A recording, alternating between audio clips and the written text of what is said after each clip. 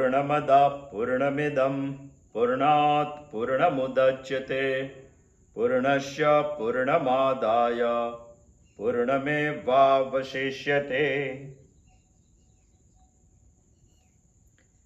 ईशावास्य उपनिषद के बारे में हम चिंतन कर रहे हैं। हम उपनिषद का चिंतन इसलिए कर रहे हैं कि हमें हमारा खुद का स्वरूप पहचानना है, खुद को पहचानना है। मैं कौन हूं, वो सबसे बड़ा प्रश्न इस मनुष्य योनि में होता है।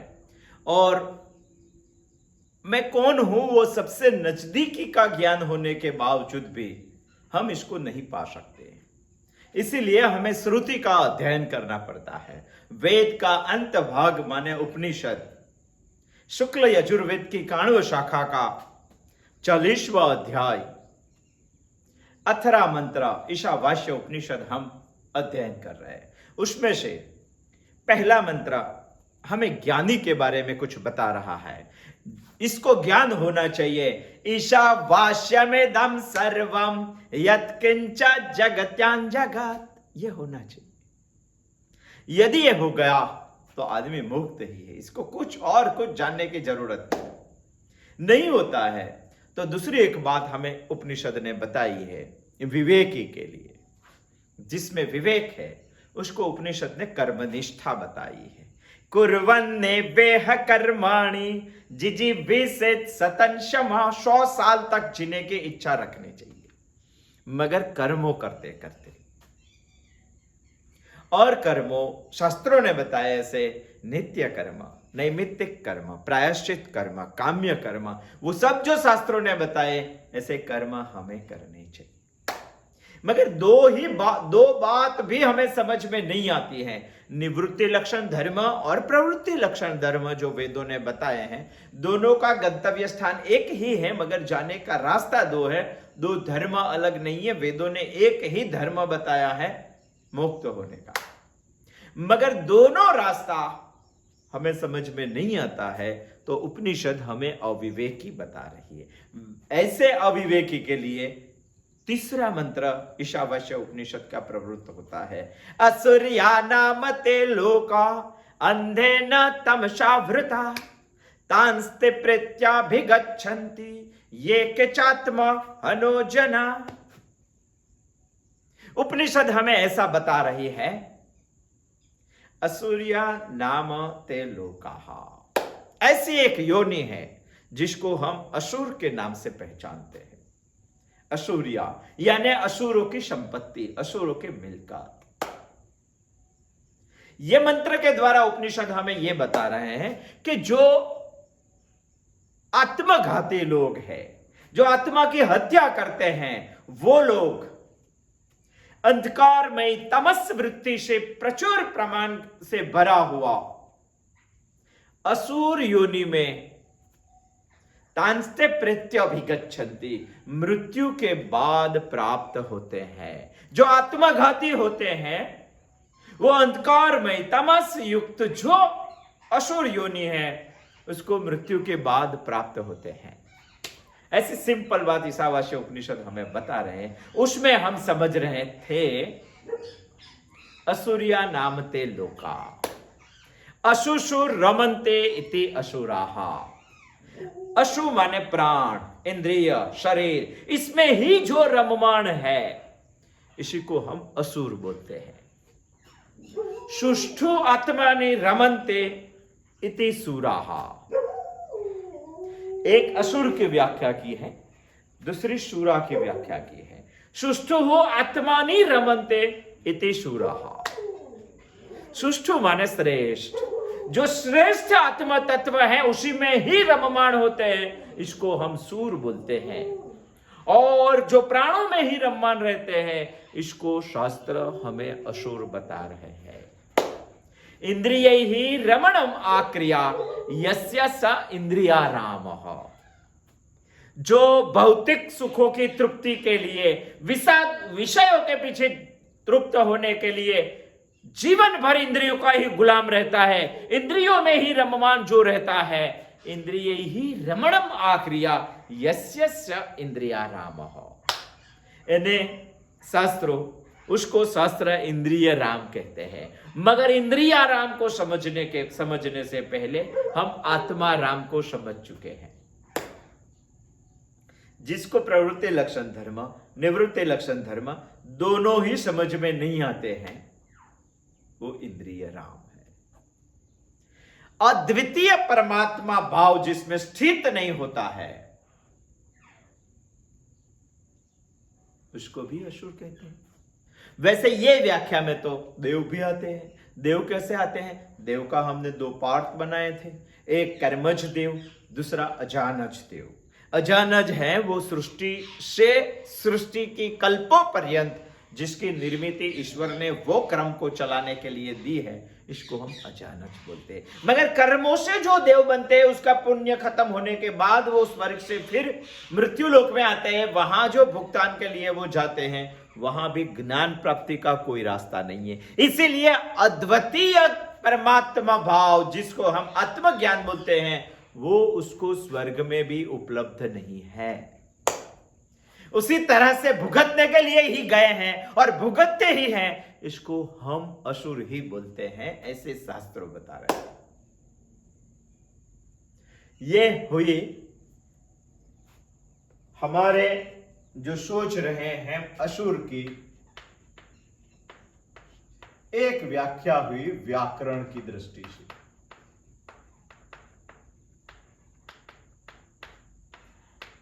वो बात हमने देखी थी। आज हम देखेंगे उपनिषद की दृष्टि से।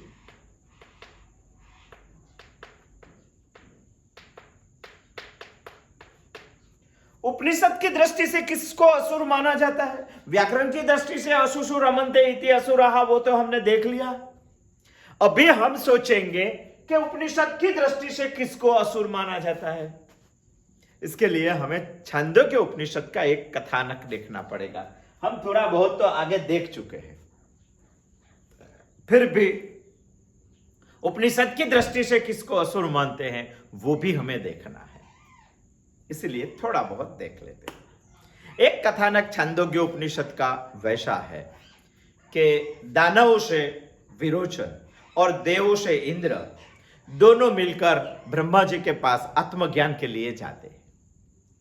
मगर आत्मज्ञान पाने के लिए वो समित लेके जाते हैं, समित रखते हैं। समित का मतलब होता है वो समर्पित है, अभी हमें ज्ञान दो। मगर हमें उसमें अंतः जाके सोचना पड़ेगा कि वो दोनों आत्मज्ञान के लिए क्यों गए। ब्रह्मा जी ने इस सृष्टि की शुरुआत में ही, जब इस सृष्टि की शुरुआत हुई तभी ब्रह्मा जी ने आत्मज्ञान के बारे में एक उपदेश किया था। वो उपदेश था, उन्होंने बताया कि आत्मज्ञान एक ऐसी चीज है जिसको प्राप्त हुआ वो सर्वान लोकान प्राप्तान, वो सभी लोग को प्राप्त हो सकता है, वो अमर हो सकता है, ऐसा ब्रह्मा जी ने बताया। वो उपदेश विरोचन और इंद्र दोनों ने सुन लिया, देव और दानव दोनों ने सुन लिया। उससे उन्होंने थोड़ा संशोधन करके ऐसी बात मान ली कि हमें आत्मज्ञान जानना चाहिए, क्योंकि आत्मज्ञान जानने से सर्वलोक की प्राप्ति हो जाती है, हम अमर ही हो जाएगी। आत्मज्ञान प्राप्त करने के बाद कुछ ही प्राप्त करने की जरूरत नहीं है। आत्मज्ञान एक ऐसी चीज है, जीवन का सबसे बड़ा जो दुख होता है वो निकाल कर हमें शाश्वत सुख बना सकते हैं। इसीलिए हमें आत्मज्ञान चाहिए। उन्होंने डिस्कस करके देवों में से इंद्र और दानवों में से विरोचन दोनों को तय करके भेजा। माने इसके बारे में जो हम सोचेंगे तो ऐसा सोच लेंगे कि विरोचन और इंद्र वैराग्य प्राप्त हो गया, साधन चतुष्टय हो गए और आत्मज्ञान प्राप्त करने के लिए चले गए। वैसा नहीं है, उनको सर्वलोकान प्राप्ति करनी थी, उसको अमर होना था, उसको संपूर्ण शोक मुक्ति और शाश्वत सुख प्राप्ति करनी थी।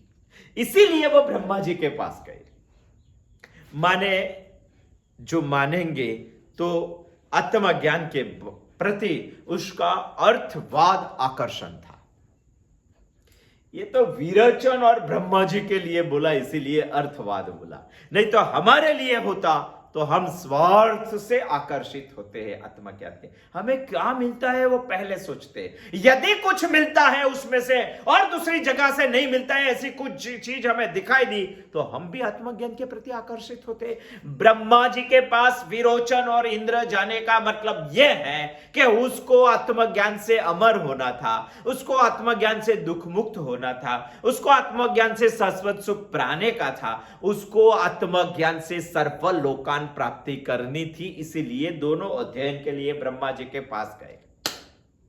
यानी आत्मज्ञान के प्रति आकर्षण उनका अर्थवाद था। कोई मतलब था, कोई स्वार्थ था, कोई लक्ष्य था, इसके लिए तो वो आत्मज्ञान प्राप्त करने के लिए ब्रह्मा जी के पास सबिध लेके गए। ब्रह्मा जी भी जान गए, उसकी आंखों में नजर में नजर मिला के जान गए। इसीलिए तो ब्रह्मा जी ने उसको बोला कि आप पहले ठहर जाओ, ब्रह्मचर्य का पालन करो। और ब्रह्मचर्य का पालन करने की जो बात की है वो उन्होंने 32 साल तक वहां रह के पालन किया। वैसे भी तपोवन में कोई बच्चा जाता है तुरंत ही उसको अध्ययन में लगा देता है, ऐसा नहीं है। उसको देखा जाता है कि किस में रुचि है, उसी हिसाब से ऋषि उसको अध्ययन करवाता है। ये दो शिष्यों को भी ब्रह्मा जी ने 32 साल तक वहां रखे और 32 साल के बाद एक उपदेश दिया। क्या उपदेश दिया? चक्षु दृश्यमान। उन्होंने उपदेश दिया कि आपकी आंखों में जो दिखाई देता है वही आत्म तत्व है। वो दोनों ने एक दूसरे की आंख में देख लिया, इंद्र और विरोचन ने, और दोनों को ऐसा लगा कि आंख में दो ही चीज दिखाई देती है यदि हमें देखने को आती है तो। एक चीज है आंख में प्रतिबिंब दिखाई देता है। दुनिया की कोई भी चीज हमें देखनी है तो उसका प्रतिबिंब हमारी आंख में दिखाई देता है। दूसरी एक चीज हमारी आंख में है जो हम कभी भी देखते नहीं है, वो दिखाई देनी चाहिए। यदि वो दिखाई दी तो हमें भी ब्रह्मा जी का उपदेश पूर्णतः समझ में आ जाएगा। आंख में एक चीज है देखने वाला, आंख में है। यदि वो नहीं होता तो आंख होती, हमारा शरीर होता, फिर भी हम नहीं देख पाते। आंख में कोई ऐसा चैतन्य है जिसको चक्षु का देव हम बोलते हैं, जिसको ही हम आत्मा बोलते हैं। आंख में ऐसी कोई चीज है जो देखती है। दो चीज है, एक प्रतिबिंब है जो दिखने वाला है, दूसरी चीज है दिखने वाला है। दोनों ने देखा। विरोचन को लगा, इंद्र की आंख में उन्होंने देखा तो उनको लगा कि इंद्र की आंख में तो प्रतिबिंब दिखाई दे रहा है, मेरा ही प्रतिबिंब दिखाई दे रहा। यानी ब्रह्मा जी ने बताया कि आंख में जो दिखाई देता है उसको ही आत्मा समझ लेना, यानी इंद्र की आंख में तो मैं दिखाई देता हूं। इसीलिए ब्रह्मा जी ने इसीलिए विरोचन ने वो मतलब निकाला कि इंद्र की आंख में मैं दिखाई देता हूं, माने मेरा शरीर ही आत्मा है। पहली नजर पर तो दोनों ने ऐसा सोचकर मान लिया कि ये शरीर ही आत्मा है, क्योंकि वो मुझे दूसरों की आंख में दिखाई देता है। आधा अर्थ निकाला और आधा ज्ञान लेके वो चलने लगे। वो हो गया कि बस हो गया, पूरा रुके भी नहीं, बाद में कुछ पूछे भी नहीं। ऐसा नहीं होता है। कई लोग 2-3 चिंतन सुनते हैं और बोल देते हैं कि बस हो गया गीता का। ऐसा नहीं होता है। आधा अधूरा सुन के बहुत ही विपरीत परिणाम आता है। उन्होंने, ब्रह्मा जी ने बताया, वो सुना पूरा, मगर समझा नहीं। और समझा नहीं इसीलिए तो विरोचन वापस आया नहीं। उन्होंने पहली दफे जो समझ लिया, इसी शरीर को आत्मा बोलते हैं और उसमें ही आत्मा है, उन्होंने जाके इसके ऊपर संशोधन किया और उन्होंने ही एक बड़ा उपनिषद बना दिया। ब्रह्मा जी ने, अब महत्व की बात आती है जो हमने आगे नहीं सोची थी। दोनों चले गए 32 साल के बाद। इंद्र वापस आए मगर विरोचन तो वापस नहीं आया। विरोचन को ऐसा लगा, तभी ब्रह्मा जी वो दोनों जाने के बाद ऐसे बोले कि दोनों को मेरी बात समझ में नहीं आई। दोनों को मेरी बात समझ में नहीं आई है, इतना पूर्णतः नहीं है। दोनों को मेरी बात का उल्टा अर्थ निकाला है, विरोचन ने भी और इंद्र ने भी। हम सोच रहे हैं उपनिषद की दृष्टि से असुर, दोनों ने उल्टा अर्थ निकाला। ब्रह्मा जी ने तभी ही भविष्यवाणी कर दी थी, वो जाके जो रचेंगे, वो जाके दूसरों को जो ज्ञान देके, इसी को ही बोलेंगे असुरों का उपनिषद। और ऐसे असुरों का उपनिषद कभी भी आदमी को विकास के पथ्य पर आगे नहीं ले जा पा रहा है, वही आदमी को भ्रष्ट करता है, जिसको हम चार्वाक दर्शन बोलते हैं, जो विरोचन ने रचना करने की शुरुआत की है ब्रह्मा जी के आधा अधूरा समझा हुआ उपदेश के बाद। वही इंसान का आदमी भ्रष्ट करता है। ऐसा नहीं, ब्रह्मा जी ने तभी भी बोल दिया था कि वो जब तक रहेगा तब तक इस सृष्टि में असुरों का उपनिषद रहेगा, और असुरों का उपनिषद मानव जीवन को भ्रष्ट ही करेगा। तभी ब्रह्मा जी ने भविष्यवाणी बोल दी। उल्टी समझ थी। क्या करते हैं असुर के समाज वाले, असुर के समाज वाले, उपनिषद वाले, ये देह को ही आत्मा समझते। अरे देह को आत्मा समझते हैं, इसीलिए मृत होने के बाद जो लोग शरीर की पूजा करते हैं, जो लोग शरीर का श्रृंगार करते हैं, जो लोग शरीर को खाना खिलाते हैं, जो लोग शरीर को अलंकार पहनाकर सुशोभित करते हैं, वो सब लोग असुर को उपनिषद मानने वाले हैं, असुर के उपनिषद को मानने वाले हैं। कुछ राज है, गुदार्थ है, वो बात समझनी चाहिए। तभी ब्रह्मा जी ने उपदेश के देते हुए ये दोनों को जाने के बाद एक बात बताई थी कि वो उपनिषद पढ़ के जो लोग खड़े होंगे उसमें 3 बात निर्माण हो जाएगी। वो तीनों बातों से ये असुर है ऐसा दुनिया मालूम कर पाएगी। एक बात बताई ईशावास्य उपनिषद के तीनों बातों में ब्रह्मा जी ने बताई हुई बात है। उपनिषद की दृष्टि से हम सोच रहे हैं असुर किसको बोलते हैं। अभी ब्रह्मा जी बोल रहे हैं ये तीन बात विरोचन जो लेके गया है वो असुरों का उपनिषद निर्माण करेगा। वही उपनिषद जो पढ़ेगा उसमें से ये 3 बात खड़ी होगी। ये 3 बात से इस दुनिया में जो भी आदमी पहचाना जाएगा। ब्रह्मा जी बोल रहे हैं, उपनिषद बोल रहे हैं, छंदोग्य उपनिषद, इसको ही हम असुर बोलेंगे। पहली बात है अदानम। ब्रह्मा जी ने बताई, उपनिषद ने बताई, छंदोग्य उपनिषद ने बताई। अदानम माने जो दान नहीं करता है, वो दान नहीं करता है माने अपने पास जो संपत्ति है, अपने पास जो धन है कमाया हुआ, उसका जो विभाजन नहीं करता है। वो इंसान को सोचना चाहिए खुद के पास जितने भी संपत्ति है, जितना भी धन है, वो खुद का नहीं है। मगर आज लोग बोलते हैं मेरा 7,000 पगार है, मेरा 1 लाख रुपया तनख्वाह है 1 महीने की, वो तेरी खुद की नहीं है, उसका विभाजन करना चाहिए। तू उसी तनख्वाह पे पहुंच गया तो कैसे पहुंच गया, तुझे सोचना चाहिए। तू तभी छोटा था, इस सृष्टि में तुझे लाने के लिए जिन्होंने मेहनत की है वो भी इसके हिस्सेदार है। तो जब छोटा था, इसे बड़े करने के लिए जिन्होंने मेहनत की, तेरे मां और तेरे बाप, इसका भी इसमें हिस्सा है। ऐसा नहीं है, तुझे अच्छा रखने के लिए समाज ने जो प्रक्रिया की है उसका भी तुझ पे ऋण है। ऐसा नहीं है, ये समाज को, ये मां को, ये बाप को ज्ञान देने वाला ऋषि का भी उसमें एक हिस्सा है। वो तुझे समझ में आना चाहिए। कई लोग बोलते हैं नहीं मैंने तो पढ़ाई की है, तभी फीस दी थी, फीस दे के पढ़ाई किया, खुद ने अध्ययन किया, नंबर लाया, गोल्ड मेडलिस्ट हुआ, नौकरी लग गई, इतने पगार मिलता है, मेरा खुद का है। अरे तूने जो पढ़ाई की है वो पगार, ये तनख्वाह, ये पैसा तूने जो दिया है, तुझे जो पढ़ा रहे हैं उसके पैसे दिए हैं। स्कूल किसने खड़ी की? ऐसा नहीं है। तू जो पढ़ाई करता था वो बुक किसने खड़ी की है, किसने बनाई है, उसमें कितनी मेहनत है। ऐसा नहीं है, तुझे जो पढ़ाता है वो बोलता है खुद की कितनी शक्ति व्यय करता है। इसका कुछ नहीं लगता है क्या? लगता है, सब लगता है।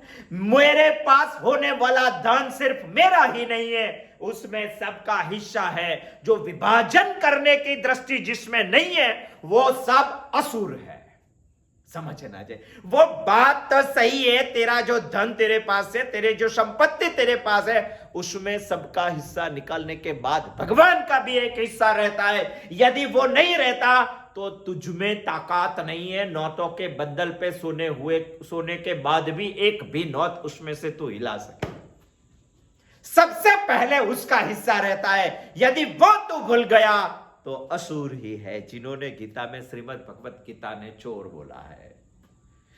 इष्टान भोगान ही वो देवा दास्यन्ते यक्त भाविता तेर दत्तान प्रदाये ये भ्यो भूमते स्टेन एवच। स्टेन का मतलब होता है चोर। छांदोग्य उपनिषद बता रहे हैं जिसमें अदानम है, दान करने की भावना नहीं है, जिसमें खुद ने कमाया हुआ धन खुद के पास है, इसका विभाजन करने की बुद्धि भी नहीं है, इसको भी उपनिषद असुर ही बोलते हैं। एक जमाना था पहले, खेत में खेती करने वाला जो किसान रहता है, जो खेत में खेत करके धान्य पाक अपने जहां निकालने का जगह रहती है वहां उन्होंने लाके रख दिया, तो रख कर जब ही धान निकलता है तो पहले घर में नहीं लाता है, वो पक्षियों के लिए कुछ निकालता है, पशुओं के लिए कुछ निकालता है। इतना नहीं है, जहां पका है वहां से भगवान के लिए भी मंदिर में जाके कुछ दे देता है।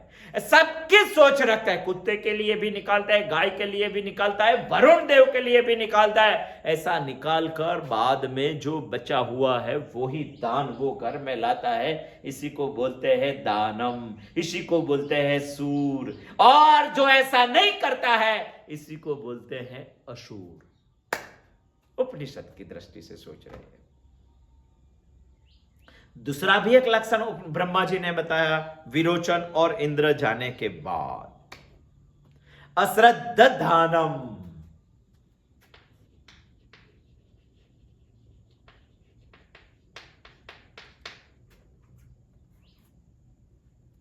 अश्रद्ध दानम क्या है?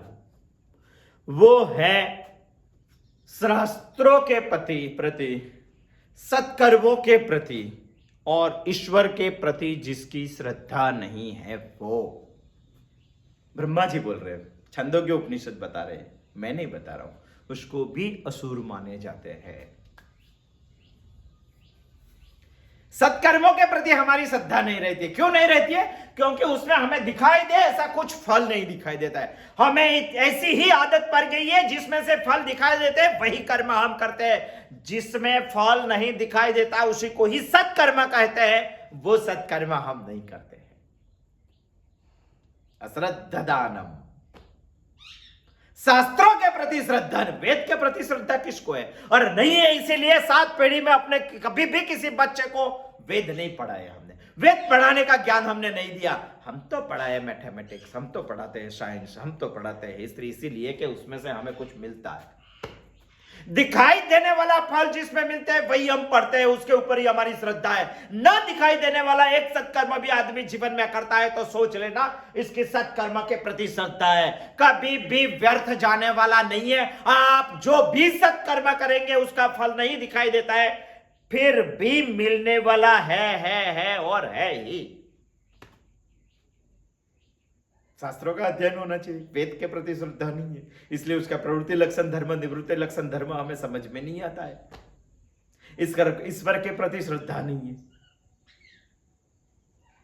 क्योंकि उसमें फल दिखाई नहीं देते। इसको ही छंदोग्य उपनिषद असुर बोलते हैं। तीसरा भी एक लक्षण उन्होंने बताया है, अयजमानम।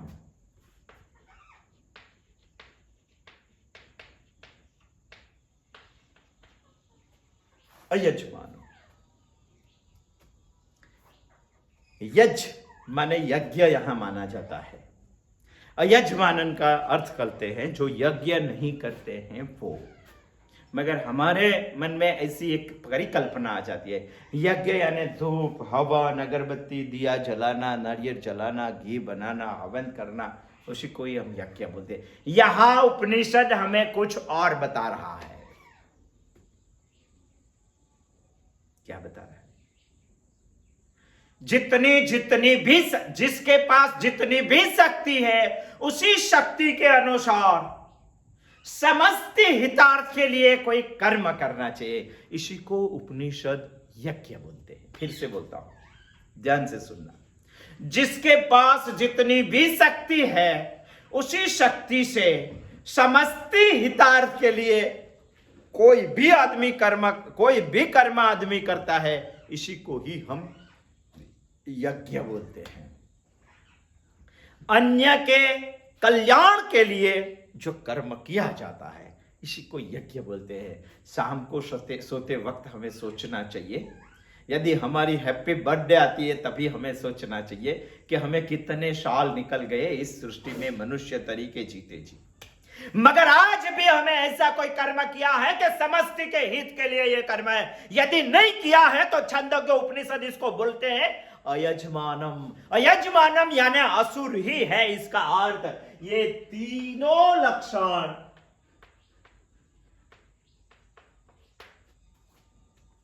असूर्या का है। ईशावास्य उपनिषद की दृष्टि से हम सोचेंगे असूर्या नाम ते लोकाहा। लोकाहा मतलब जन्म, लोक का मतलब होता है पुनर्जन्म, क्योंकि हमें फल पे विश्वास है। कई कर्म ऐसे हैं जो फल आने वाले जन्म में ही दिखाई देते हैं। जो दिखता है वो सब फल है। हमें कर्म का फल देखना है, कर्म का फल भुगतना है, तो दूसरा जन्म तो होते ही। मगर हमारा कर्म कैसे है? असुर जैसा है। असुर जैसा कर्म है तो हम कहां जाएंगे? लोकान, असुरों की योनि में जाएंगे मृत्यु के बाद। इसी को ही बोलते हैं असुरिया नाम ते लोका।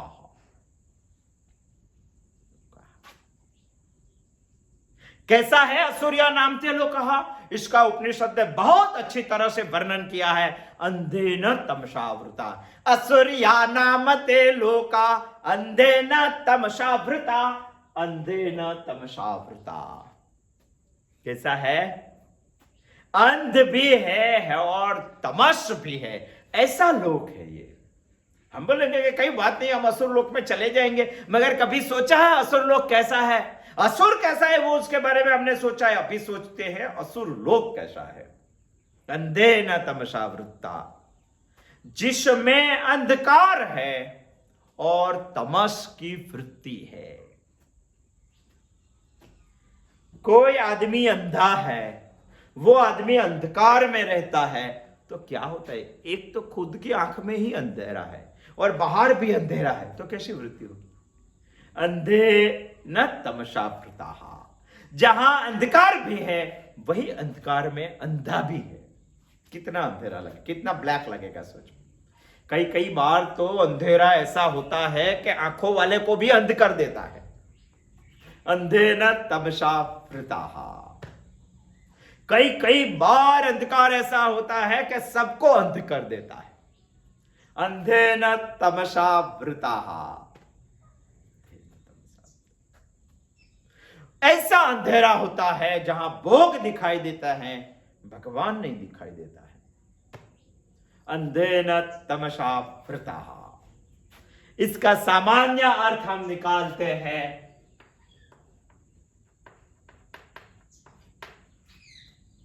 जहां प्रकाश नहीं है, इसको हम अंधकार बोलते हैं। तो क्या असुरीय लोक में प्रकाश नहीं है क्या? वैसे तो हमने पूर्व बुधवार को सोचा था कि देव भी एक तरह से असुर होते हैं, क्योंकि वहां भी अद्वितीय परमात्मा ज्ञान की प्राप्ति उसको नहीं होती है। जिसको वो नहीं होता है वो भी असुर है, ऐसा शंकराचार्य जी बता रहे हैं। यदि देव को असुर मानेंगे तो देव तो स्वर्ग में रहते हैं। स्वर्ग में देव रहते हैं तो क्या स्वर्ग में भी अंधे न तमसावृता होगा? स्वर्ग में भी अंधकार होगा? नहीं, स्वर्ग में तो बहुत रोशनी है। वहां तो हर रोज पार्टियां होती है, हर रोज उजाला होता है, हर रोज रोशनी होती है। तो अंधे न तमसावृता का अंधकार ही मतलब है कि और कुछ अर्थ है इसका? जब सामान्य अर्थ बंद बैसता नहीं है तभी हमें उसका कुछ लक्ष्यार्थ निकालना पड़ता है। अंधकार का एक अर्थ निकाल रहे आदर्शनात्मक अंधेन, जहां दिखाई नहीं देते हैं उसको हम अंधेन बोलते हैं, उसको हम उसके लिए बाहर का भी अंधेरा बोलते हैं। अदर्शनात्मक माने आत्मा दर्शन नहीं होता है, इसी को ही हम अंधकार बोलते हैं, और अज्ञान को ही हम तमस बोलते हैं। ऐसा शास्त्रों ने बताया है। आत्मा दर्शनम अदर्शनम, जहां आत्मा दर्शनम नहीं होता है, इसी को ही अंधकार बोलते हैं। ऐसा एक असुरिया नाम के लोक है जहां आत्मा दर्शन नहीं होता है, आत्मा दर्शन की बात नहीं होती है, आत्मा दर्शन किसी को समझना नहीं है, आत्मा दर्शन समझने की किसी की इच्छा भी नहीं होती है, और आत्मा दर्शन समझने के लिए कोई प्रयत्न भी नहीं करते हैं। ऐसे जो भी लोग हैं, हमारे आसपास के भी लोग हैं, वो भी अंधे न तमसा भृता है, असुरिया नाम ते लोका ही है। ऐसा उपनिषद बता रहे हैं, हमें उपनिषद बता रहे हैं। अदर्शनात्मक છે, अज्ञानेन तमसा છે, आत्मदर्शन जिसमें नहीं होता है। जैसे अंधकार कोई भी चीज को ढक देती है, जैसे वैसे अज्ञान भी कोई भी चीज को ढक देती है। उसी तरह उपनिषद हमें बता रही है, अंधेन तमसा वृता, ऐसी तमस वृत्ति के अंधकार असुरिया नाम ते लोका में है। कोई भी चीज को अंधकार ढक सकता है, होती है, हमें दिखाई नहीं देती। ऐसे अज्ञान भी हमें कोई भी चीज को दिखाई नहीं देता है, चीज को ढक सकते हैं। एक स्वामी जी था बहुत बड़ा, उसका एक पत शिष्य था, बहुत गरीब था। वो आया, स्वामी जी को नमस्कार किया, तो वो महापुरुष ने उसको एक पत्थर दिया। पत्थर देकर बताया कि ये आपका उद्धार हो जाए। पत्थर माने पारसमणि था। वो लेके घर पे पहुंचा, घर के पहुंचा और रख दिया। भगवान की जहां पूजा करता था वहां वो पत्थर के सामने दूसरा एक पत्थर रख दिया। हर रोज उसकी पूजा करता था। 1 साल हो गया, अभी भी इसमें से कुछ नहीं मिला। तो बाद में उसकी बीवी को उन्होंने बताया कि ये पत्थर की पूजा क्यों कर रहे हैं, मुझे वो लहसुन प्याज सब लसोतने का है, उसके लिए पत्थर की मुझे जरूरत है। तो उन्होंने कहा कि वैसे भी कुछ उसमें से मिलता नहीं, आप ले लो और लसोतने का शुरू कर दो। सब्जी बनाने के लिए जो मसाला जहां रख के मिक्स करते हैं, उसके लिए वो पत्थर को यूज करने लगा। चटनी लसुतने के लिए जिसका उपयोग किया वो पारसमणि का पत्थर था, मगर इसको ज्ञान नहीं था। अज्ञान वस्तु को ढक सकता है, यदि इसको ज्ञान होता तो वही पत्थर किसी भी स्टील को टच करेगा तो गोल्ड हो जाएगा। वो जब मालूम नहीं था, जैसे अंधकार कोई भी चीज को ढक सकता है, वैसे अज्ञान भी कोई भी चीज को ढक सकता है। इसीलिए बताया है कि जहां ज्ञान नहीं है, अज्ञान ही है, उसी को ही असुरिया नाम ते लोका बोला जाता है। अंध और अज्ञानी वैसे तो दोनों सेम ही है, ऐसे उपनिषद बता रहे। अंधेन नियमाना यथा अंधा, जो अंधा व्यक्ति नियमन कर रहा है उसके पीछे चलने वाले भी सब अंधे होते हैं। अंधेन नियमाना यथा अंधा, कठोपनिषद हमें बता रहे। कभी कठोपनिषद आएगा तब हम पढ़ेंगे।